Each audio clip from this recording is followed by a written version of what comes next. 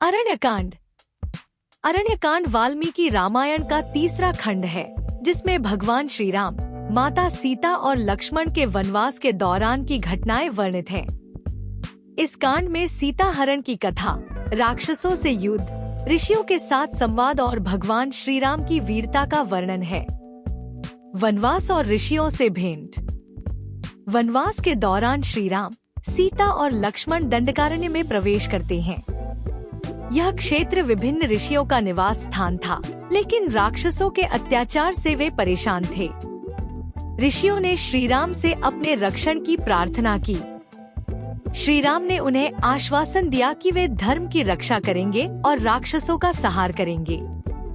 श्री राम, लक्ष्मण और सीता पंचवटी में निवास करने लगे।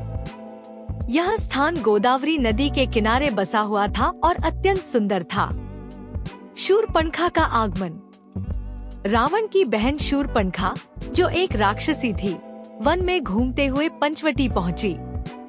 जब उसने श्री राम को देखा तो वह उनके रूप सौंदर्य पर मोहित हो गई और उनसे विवाह का प्रस्ताव रखा।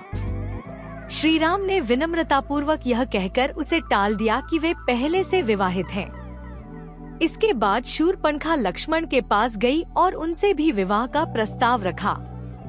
लक्ष्मण ने मजाक में कहा कि वह श्री राम की सेवा में लगी हुई हैं, इसलिए उससे विवाह करने का कोई लाभ नहीं होगा। शूर्पणखा ने यह अपमान सहन नहीं किया और क्रोधित होकर सीता पर आक्रमण करने के लिए दौड़ी।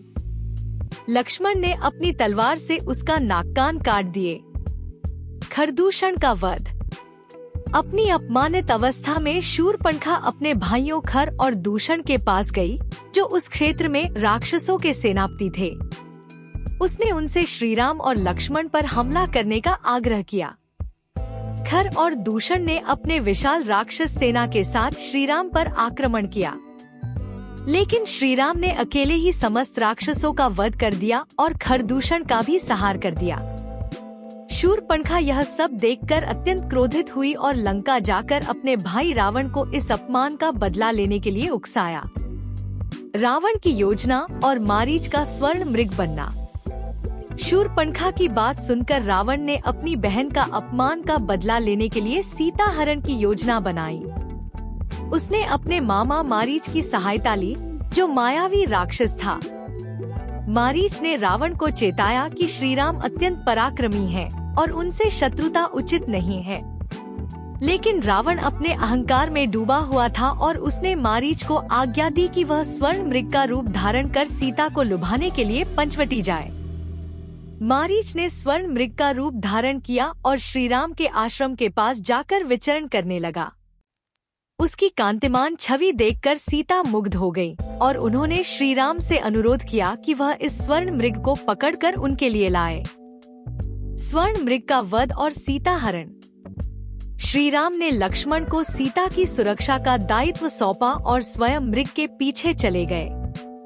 मारीच बड़ी चतुराई से उन्हें वन में दूर ले गया। जब श्री राम ने उसे बाण मारा तो मरते समय उसने राम की आवाज में "हाँ लक्ष्मण, हाँ सीता" पुकारा। सीता यह आवाज सुनकर घबरा गई और उन्होंने लक्ष्मण से श्री राम की सहायता के लिए जाने का आग्रह किया। लक्ष्मण ने उन्हें समझाने की बहुत कोशिश की कि यह मृग की कोई चाल हो सकती है, लेकिन सीता के बार बार कहने पर वह भी राम की खोज में चल पड़े। जैसे ही लक्ष्मण आश्रम से बाहर निकले, रावण ने ब्राह्मण का रूप धारण कर वहां आकर सीता से भिक्षा मांगी। जब सीता भिक्षा देने आई तो रावण ने अपना असली रूप धारण कर लिया और उनका हरण कर लिया। जटायु का युद्ध और बलिदान। रावण जब सीता को अपने रथ में बैठाकर लंका की ओर ले जा रहा था, तब मार्ग में जटायु नामक गिद्धराज ने रावण को रोकने का प्रयास किया। जटायु ने रावण से युद्ध किया और सीता को बचाने की पूरी कोशिश की, लेकिन रावण ने अपनी तलवार से उसके पंख काट दिए और वह घायल होकर गिर पड़ा। रावण सीता को लेकर लंका चला गया और उन्हें अशोक वाटिका में कैद कर दिया। श्री राम का शोक और सीता की खोज। जब श्री राम और लक्ष्मण लौटे तो उन्होंने सीता को न पाकर चारों ओर उनकी खोज की। तभी उन्हें घायल जटायु मिला, जिसने रावण द्वारा सीता हरण की जानकारी दी और फिर प्राण त्याग दिए। श्री राम को अत्यंत दुख हुआ, लेकिन उन्होंने सीता की खोज जारी रखी। आगे चलकर उनकी भेंट हनुमान और सुग्रीव से हुई, जिससे किष्किंधा कांड की शुरुआत होती है। निष्कर्ष: अरण्यकांड में भगवान श्री राम के वनवास के दौरान की महत्वपूर्ण घटनाएं आती हैं। इसमें अधर्म के विरुद्ध धर्म की विजय का संदेश है और यह हमें यह भी सिखाता है कि लोभ, अहंकार और अधर्म अंततः पराजित होते हैं। नोट 5। जय श्री राम।